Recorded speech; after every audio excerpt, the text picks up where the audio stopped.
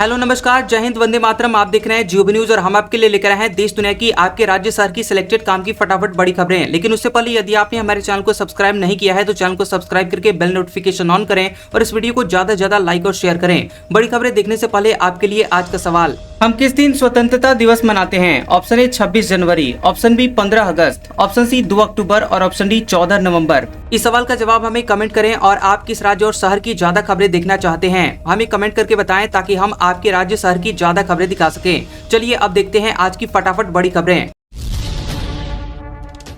बैंकों को 15 दिन में करना होगा क्लेम सेटलमेंट, नहीं तो मृतक के नॉमिनी को देना होगा मुआवजा। आरबीआई के नए नियम, रिजर्व बैंक ऑफ इंडिया यानी आरबीआई ने क्लेम सेटलमेंट के नियमों को रिवाइज किया है। नए नियमों के मुताबिक बैंकों को अपने मृतक ग्राहक के बैंक अकाउंट या फिर लॉकर के क्लेम को 15 दिन में सेटल करना होगा। अगर इसमें देरी हुई तो नॉमिनी को मुआवजा देना पड़ेगा। सेंट्रल बैंक के नई गाइडलाइन से बैंकों के अलग अलग सेटलमेंट का नियम एक हो जाएगा, जिससे कस्टमर्स के क्लेम का निपटारा आसानी से हो सकेगा। आरबीआई ने कस्टमर सर्विस को सुधारने के लिए डॉक्यूमेंटेशन को भी स्टैंडर्डाइज्ड करने का फैसला किया है। नया नियम देश के सभी बैंकों को 31 मार्च 2026 से पहले लागू करना होगा। हरियाणा में 20,000 गर्भवतियों पर नजर रखी जाएगी जिनके पास लड़का नहीं उनकी लिस्ट बनी। लिंगानुपात सुधारने के लिए सरकार का प्लान। बता दें कि हरियाणा में लिंगानुपात पिछले साल के मुकाबले घटा है। साल 2024 में जहां लिंगानुपात 907 था, जो अब गिरकर 905 हो गया है। यानी कि 1000 लड़कों के जन्म के पीछे 905 लड़कियां ही पैदा हो रही हैं। लिंगानुपात को सुधारने के लिए ही प्रदेश सरकार ने गर्भवतियों का रजिस्ट्रेशन जरूरी किया था। अब प्रदेश में 20,000 से अधिक ऐसी गर्भवती आइडेंटिफाई की गई हैं जिनके पास संतान के तौर पर लड़का नहीं है। ऐसी महिलाओं पर विशेष नजर विभाग रख रहा है। नेशनल हेल्थ मिशन ने अवैध गर्भपात पर अंकुश लगाने के लिए एक नई स्ट्रेटेजी अपनाई है, जिसके तहत प्रदेश में उन गर्भवती की लिस्ट तैयार की गई है जिनको अब तक किसी लड़के संतान की प्राप्ति नहीं हुई है, क्योंकि बिना लड़के वाली गर्भवती और उसके परिजनों की लड़के की चाहत में अवैध गर्भपात के लिए प्राइवेट अस्पतालों का रुख करने की संभावना ज्यादा रहती है। हरियाणा में अब एग्रीकल्चरल लैंड पर भी लगेगा डेवलपमेंट चार्ज। स्कूल, अस्पताल, पेट्रोल पंप बनाना महंगा होगा। निकाय विभाग ने सीएम को भेजी फाइल। बता दें कि हरियाणा में पहली बार शहरों के आसपास कृषि क्षेत्रों में भी एक्सटर्नल डेवलपमेंट चार्ज ईडीसी लगेगा। ये चार्ज तब लगेगा जब इन इलाकों में कोई कमर्शियल काम होगा, जैसे कि पेट्रोल पंप, स्कूल या फिर अस्पताल का निर्माण कराया जाएगा। अभी तक ये चार्ज सिर्फ शहरों की जमीन पर ही लगता था। शहरी स्थानीय निकाय विभाग ने मंजूरी के लिए ये प्रस्ताव सीएम के पास भेज दिया है। इस प्रस्ताव को आने वाली कैबिनेट की मंजूरी के लिए मीटिंग में भी रखा जाएगा। इसके लागू होते ही टाउन कंट्री प्लानिंग टीसीपी के तहत नोटिफाई एरिया के अंतर्गत आने वाले कृषि क्षेत्र में हर कमर्शियल एक्टिविटी में चार्ज वसूला जाएगा। भारत बोला, पाकिस्तानी पीएम ने यूएन में बेतुके नाटक किए। जले एयरबेस, जीत है तो जश्न मनाएं। शरीफ ने जंग जीतने का दावा किया था। भारत ने पाकिस्तान पर आतंकवाद को बढ़ावा देने और झूठ बोलने का आरोप लगाया है। भारतीय राजनयिक पटेल गहलोत ने संयुक्त राष्ट्र में कहा कि पाकिस्तान के पीएम ने बेतुके नाटक किए। वे आतंकवाद को बढ़ावा देते हैं जो उनकी विदेश नीति का हिस्सा है। कोई भी ड्रामा या झूठ सच को नहीं छिपा सकता। गहलोत ने शरीफ के मई संघर्ष के दावों को खारिज कर दिया। उन्होंने कहा कि 9 मई तक पाकिस्तान भारत पर हमले की धमकी दे रहा था। 10 मई को भारतीय सेना ने पाकिस्तान के कई एयरबेस को नष्ट कर दिया। इसके बाद पाकिस्तान ने जंग रोकने की गुहार लगाई। अगर जले हुए हवाई अड्डे जीत हैं तो पाकिस्तान इसका जश्न मनाए। बांग्लादेशी प्रवासी बोले, यूनुस पाकिस्तानी हैं, पाकिस्तान वापस जाओ। बांग्लादेश को तालिबान जैसा देश बना रहे। हिंदू अल्पसंख्यकों पर अत्याचार का आरोप लगाया। बांग्लादेशी प्रवासियों ने न्यूयॉर्क में संयुक्त राष्ट्र हेडक्वार्टर के बाहर मुख्य सलाहकार मोहम्मद यूनुस के खिलाफ प्रदर्शन किया। प्रदर्शनकारियों ने यूनुस को पाकिस्तानी करार देते हुए यूनुस इज पाकिस्तानी और गो बैक टू पाकिस्तान जैसे नारे लगाए। प्रदर्शनकारी ने कहा कि यूनुस बांग्लादेश को तालिबान जैसा देश बनाने की कोशिश कर रहे हैं। उन्होंने कहा कि यूनुस इस्लामवादी ताकतों के साथ मिलकर काम कर रहे हैं। प्रदर्शनकारियों ने यूनुस पर अगस्त 5, 2024 में पूर्व प्रधानमंत्री शेख हसीना के पद से हटाने के बाद अल्पसंख्यकों, खास करके हिंदुओं पर अत्याचार बढ़ाने का आरोप लगाया। उन्होंने कहा कि यूनुस के सत्ता में आने के बाद से मानवाधिकारों की स्थिति बेहद खराब हो चुकी है। कई लोग देश छोड़ने पर मजबूर हुए हैं। बीएसएनएल का 4G नेटवर्क लॉन्च। अब भारत के सभी टेलीकॉम ऑपरेटर 4G से लैस। गांव शहर सभी जगह तेज 4G इंटरनेट मिलेगा। प्रधानमंत्री नरेंद्र मोदी ने BSNL का 4G नेटवर्क लॉन्च किया। BSNL 4G अब देश भर के 98,000 लोकेशंस पर रोल आउट हो गया है। ये नेटवर्क पूरी तरह से स्वदेशी तकनीक पर तैयार हुआ है। इस सर्विस के लॉन्च होते ही भारत के सभी टेलीकॉम ऑपरेटर 4G से लैस हो गए हैं। जियो, एयरटेल, वोडाफोन आइडिया जैसी कंपनियां पहले से ही 4G और 5G नेटवर्क पर हैं। इसके साथ ही भारत उन चुनिंदा देशों में शामिल हो गया है जो खुद अपने इस्तेमाल के लिए टेलीकॉम कंपोनेंट्स बनाते हैं। ये तकनीक पूरी तरह से भारत में बनी है और भविष्य में 5G सेवाओं में अपग्रेड किया जा सकेगा। पीएम का हिमाचल सरकार पर तीखा हमला। बिहार में चुनावी जनसभा में बोले पीएम, हमने सीमेंट सस्ता किया, कांग्रेस गवर्नमेंट ने नया टैक्स लगा दिया। प्रधानमंत्री नरेंद्र मोदी ने बिहार में एक चुनावी जनसभा में हिमाचल की कांग्रेस सरकार पर तीखा जुबानी हमला बोला। पीएम ने कहा कि जब हमने 22 सितंबर से जीएसटी की नई दरें लागू की तो सीमेंट की दरें भी कम कर दी ताकि लोगों को मकान बनाने और मरम्मत के लिए सस्ता सीमेंट मिल सके। मगर हिमाचल प्रदेश में कांग्रेस की सरकार ने सीमेंट पर नया टैक्स लगा दिया। इसलिए जो फायदा भारत सरकार हिमाचल के लोगों को देना चाहती थी, ये कांग्रेस की लूटबाज सरकार उसमें दीवार बन के खड़ी हो गई। उन्होंने कहा कि इन लोगों की करतूत देखिए, हिमाचल में कांग्रेस की सरकार है, इन्हें भांति भांति की गालियां देने की आदत पड़ गई है। घुसपैठियों को बाहर करने वाला चुनाव है। अररिया में शाह बोले, लालू एंड कंपनी ने बिहार को लूटा, 2/3 बहुमत से बनेगी एनडीए की सरकार। अमित शाह ने अररिया में कार्यकर्ताओं को संबोधित किया। उन्होंने कार्यकर्ताओं को मालिक कहा। अमित शाह ने कहा कि सभी दल नेताओं के आधार पर चुनाव जीतते हैं, सिर्फ हमारी पार्टी ऐसी है जिसको चुनाव जिताने का दम नेताओं में नहीं कार्यकर्ताओं में होता है। शाह ने घोटालों को लेकर लालू परिवार पर निशाना साधा। राहुल गांधी की वोटर अधिकार यात्रा को घुसपैठियों के लिए यात्रा बताया। गृह मंत्री ने कार्यकर्ताओं से किशनगंज जिताने की अपील की और कहा कि इस बार 160 से ज्यादा सीटें जीतकर हम दिवाली मनाएंगे। बरेली में आई लव मोहम्मद विवाद सोची समझी साजिश। डीआईजी बोले, 95% लोग नमाज पढ़कर चले गए, शरारती लोगों ने पथराव फायरिंग की। बरेली में जुमे पर आई लव मोहम्मद विवाद 26 सितंबर की दोपहर 2 बजे शुरू हुआ और शाम के 6 बजे तक चला। 4 घंटे तक पुलिस एक तरफ स्थिति संभालती रही तो दूसरी तरफ पथराव की खबरें आती थी। बता दें कि आला हजरत मस्जिद के पास से शुरू हुआ विवाद 9 महला मस्जिद, शहर कोतवाली, नोवेल्टी चौराहे, आजम नगर, जिला अस्पताल रोड, श्यामगंज मार्केट, बिहारीपुर तक हुआ और इसके बाद पूरे शहर में अघोषित कर्फ्यू जैसे हालात हो गए। पूरा मार्केट बंद कर दिया गया था। अब डीआईजी अजय कुमार साहनी इस पर कहते हैं कि 90 से 95% लोगों ने शांतिपूर्ण तरीके से नमाज पढ़ी और फिर वापस चले गए, लेकिन कुछ शरारती तत्व आए और उन्होंने पथराव और फायरिंग शुरू कर दी। ये घटनाएं शहर में 3-4 जगहों पर हुई। इंदौर में शूर्पणखा दहन पर हाईकोर्ट की रोक। सोनम समेत 11 महिलाओं के पुतले जलाने की तैयारी थी। सोनम की मां ने लगाई थी याचिका। इंदौर में एक संस्था ने दशहरा पर्व पर शूर्पणखा के रूप में अपने पति राजा की हत्या की आरोपी सोनम समेत इसी तरह के अपराधों में आरोपी कुछ महिलाओं के पुतले जलाने की तैयारी की थी और इस आयोजन पर अब हाईकोर्ट ने रोक लगा दी है। बता दें कि राजा रघुवंशी हत्याकांड में आरोपी सोनम रघुवंशी की मां संगीता रघुवंशी ने इस मामले में 25 सितंबर को हाईकोर्ट में याचिका लगाई थी। उन्होंने याचिका में कहा कि विजयादशमी पर उनकी बेटी सोनम का पुतला जलाने की तैयारी की जा रही है, जबकि अभी मामला कोर्ट में है, वह दोषी साबित नहीं हुई है।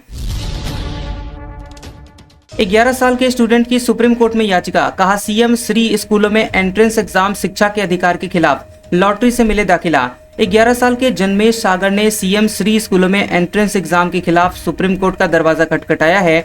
स्टूडेंट का कहना है कि सीएम श्री स्कूलों में कक्षा 6, 7 और 8वीं में एडमिशन के लिए एंट्रेंस एग्जाम आयोजित करने की दिल्ली सरकार की नीति गलत है। अनुच्छेद 32 के तहत दायर एक रीट पिटीशन में कहा गया कि यह एंट्रेंस टेस्ट संविधान के अनुच्छेद 21A निःशुल्क और अनिवार्य शिक्षा का अधिकार और बच्चों के निःशुल्क और अनिवार्य शिक्षा का अधिकार अधिनियम 2009 आरटी एक्ट की धारा 13 का उल्लंघन है। आरटी अधिनियम की धारा 13 स्पष्ट रूप से स्कूल एडमिशन में किसी भी स्क्रीनिंग प्रोसेस पर रोक लगाती है। बरेली बवाल पर योगी बोले, मौलाना भूल गया कि किसका शासन है, ऐसा सबक सिखाएंगे कि तुम्हारी पीढ़ियां दंगे करना भूल जाएंगी। तौकीर रजा गिरफ्तार। यूपी में बरेली में जुमे पर आई लव मोहम्मद को लेकर बवाल के बाद पुलिस एक्शन मोड में आ गई है। इत्तेहादे मिल्लत काउंसिल के अध्यक्ष मौलाना तौकीर रजा समेत 8 लोगों को बरेली पुलिस ने गिरफ्तार कर लिया। 39 लोगों को हिरासत में लिया गया है और मौलाना को 14 दिन के लिए जेल भेज दिया गया है। इसके अलावा 2000 अज्ञात लोगों पर 5 थानों में मुकदमे दर्ज किए गए हैं। वहीं 10 मुकदमों में 7 में तौकीर रजा का नाम है। इधर सीएम योगी ने एक कार्यक्रम में कहा कि मौलाना भूल गया कि शासन किसका है। वो मानता था कि धमकी देंगे और जबरदस्ती जाम कर देंगे। हमने कहा कि जाम नहीं होगा, कर्फ्यू भी नहीं लगने देंगे। ऐसा सबक सिखाएंगे कि तुम्हारी आने वाली पीढ़ियां दंगे करना भूल जाएंगी। पीएम मोदी बोले, कांग्रेस अपनी हरकतों से बाज नहीं आ रही। हमने टैक्स घटाया, वो अब भी लूट में लगे हैं। 2G के दौर भूल गए जब चुटकुले बनते थे। प्रधानमंत्री नरेंद्र मोदी ओडिशा के झारसुगुड़ा पहुंचे। उन्होंने जनता को करीब 38 मिनट तक संबोधित किया। इस दौरान पीएम ने आत्मनिर्भर भारत, जीएसटी बचत उत्सव, कांग्रेस शासन में भ्रष्टाचार जैसे मुद्दों पर बात की। पीएम ने कहा कि टेलीकॉम सेक्टर की शुरुआत हुई तो भारत पीछे रह गया था। सोशल मीडिया पर चुटकुले चलते थे, जाने क्या क्या लिखा जाता था। अब भारत स्वदेशी 4G टेक्नोलॉजी वाला 5वां देश बन गया है। मोदी ने कांग्रेस शासित राज्यों में जारी लूट तंत्र का भी जिक्र किया। पीएम ने कहा कि केंद्र सरकार ने टैक्स घटा दिया, लेकिन हिमाचल प्रदेश में कांग्रेस सरकार जनता तक इसका लाभ नहीं पहुंचा रही है। वे अपना टैक्स लगाकर लूट में लगे हैं, अभी भी हरकत से बाज नहीं आ रहे हैं।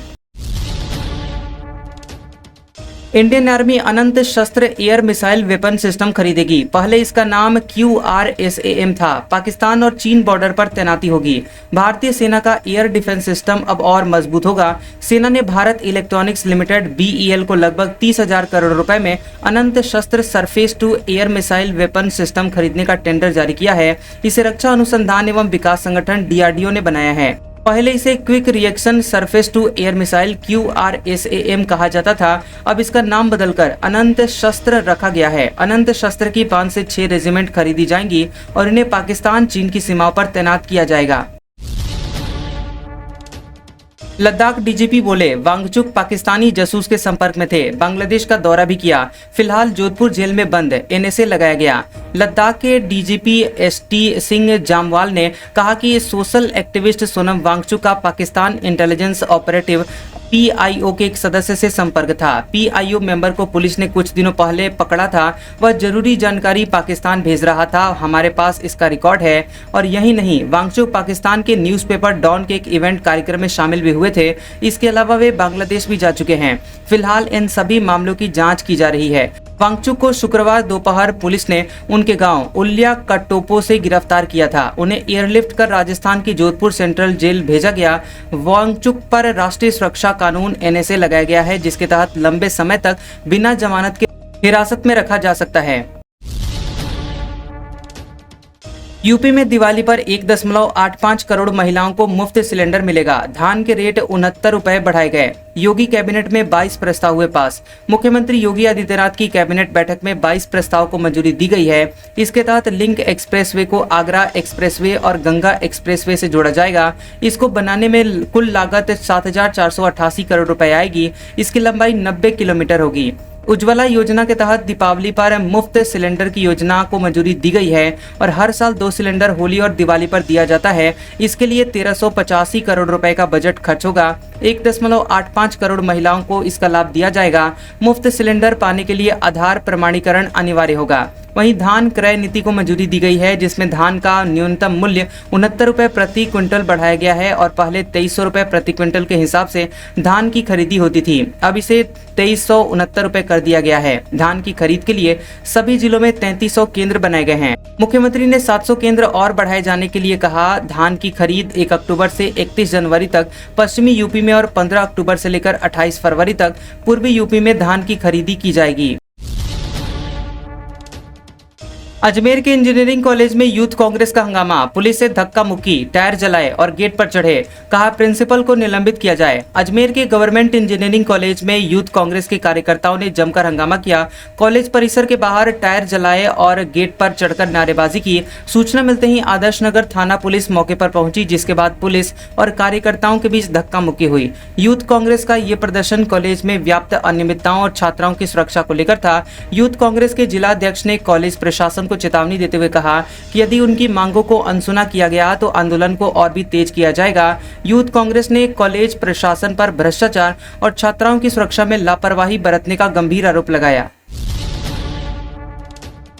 नवरात्रि दशहरा को लेकर पटना जिला प्रशासन की एडवाइजरी। बच्चों की जेब में नाम, पता और मोबाइल नंबर जरूर रखें। मूर्ति विसर्जन के लिए 8 एसडीआरएफ टीम तैनात। खबर है कि पटना जिला प्रशासन की ओर से रावण वध, दशहरा और दुर्गा पूजा को लेकर एडवाइजरी जारी की गई है, जिसके मुताबिक लोगों को एहतियातन सावधानी बरतने की अपील की गई है और मेले के लिए घर से निकलते समय अपने बच्चों के पॉकेट में नाम, पता और मोबाइल नंबर लिखकर जरूर रखें। मेले में बच्चों का हाथ कभी न छोड़ें और उन्हें इधर उधर जाने नहीं दें। बता दें आपको कि जिला प्रशासन ने अपील की है कि महिलाओं और बच्चों का विशेष ध्यान रखें, किसी भी प्रकार का अफवाह न फैलाएं और न ही उस पर ध्यान दें, शांति बनाए रखें। धूम्रपान और किसी भी नशे का सेवन नहीं करने की भी अपील लोगों से की गई है। वहीं मेले में किसी भी प्रकार की अव्यवस्था नहीं फैलाएं, सड़क पर धीरे धीरे जाएं, कतारबद्ध होकर जाएं, जल्दीबाजी बिल्कुल न करें, इमरजेंसी मार्ग को कभी बाधित नहीं करें। पीएम मोदी ने किया आईआईटी भिलाई का वर्चुअली शुभारंभ। तीसरे फेज के परिसर में बनेगा छत्तीसगढ़ का पहला रिसर्च पार्क। 2200 करोड़ रुपए मंजूर। प्रधानमंत्री नरेंद्र मोदी ने एक वर्चुअल समारोह में आईआईटी भिलाई के चरण बी निर्माण की आधारशिला रखी। इस दौरान उन्होंने आईआईटी पटना, इंदौर, जोधपुर, तिरुपति, पलक्कड़, धारवाड़ और जम्मू के चरण बी कार्यों का भी शुभारंभ किया। केंद्र सरकार ने आईआईटी भिलाई के चरण बी के लिए 2257.55 करोड़ रुपए स्वीकृत किए। इसमें से 1092 करोड़ रुपए भवन और परिसर के निर्माण पर व्यय होंगे और इस विस्तार के बाद परिसर का निर्मित क्षेत्र 1,51,334 वर्ग मीटर बढ़ जाएगा। तीसरे फेज के परिसर में छत्तीसगढ़ का पहला रिसर्च पार्क भी बनेगा। जयपुर में रोबोट से होगा किडनी ट्रांसप्लांट। डोनर और रिसीवर को केवल 4 से 6 सेंटीमीटर का चीरा लगेगा। 4 अक्टूबर को ऑपरेशन करने की तैयारी। जयपुर के सवाई मानसिंह हॉस्पिटल एसएमएस में जल्द ही रोबोट से किडनी ट्रांसप्लांट किया जाएगा। ये ऑपरेशन अगले महीने के पहले सप्ताह में होगा, जो एसएमएस हॉस्पिटल के लिए बड़ी उपलब्धि होगी। एसएमएस मेडिकल कॉलेज में न्यूरोलॉजी डिपार्टमेंट के एचओडी और senior professor doctor Shivam Priyadarshi ने बताया कि हम अभी उत्तर भारत में सबसे ज्यादा कैडेवर रीनल यानी कि किडनी ट्रांसप्लांट करने वाला इंस्टीट्यूट बन गए हैं। यहाँ पिछले 1 दशक में 600 से ज्यादा किडनी ट्रांसप्लांट किए जा चुके हैं। हमारे यहाँ अभी रीनल ट्रांसप्लांट के लिए अत्याधुनिक रोबोटिक मशीन उपलब्ध है और हमारी कोशिश है कि अब आगे हम रीनल ट्रांसप्लांट इस रोबोट के जरिए करेंगे। आज का सुविचार, यदि आप लाइफ में सम्मान पाना चाहते हैं तो सबसे पहले दूसरों का सम्मान करें। किसी के लिए किया गया आपका व्यवहार ही आपके लिए उसका व्यवहार डिसाइड करता है। कैसा लगा ये वीडियो हमें कमेंट सेक्शन में जरूर बताएं। वीडियो पसंद आया हो तो वीडियो को लाइक और शेयर करें और ऐसी इंटरेस्टिंग वीडियोस देखने के लिए हमारे चैनल जियोबी न्यूज को सब्सक्राइब करें और बेल आइकॉन को दबाएं। और हमारे ओल्ड और लेटेस्ट वीडियोस देखने के लिए हमारे प्लेलिस्ट और कम्युनिटी टैब को जरूर चेक करें। तो मिलते हैं अगले वीडियो में, तब तक के लिए आपका शुक्रिया।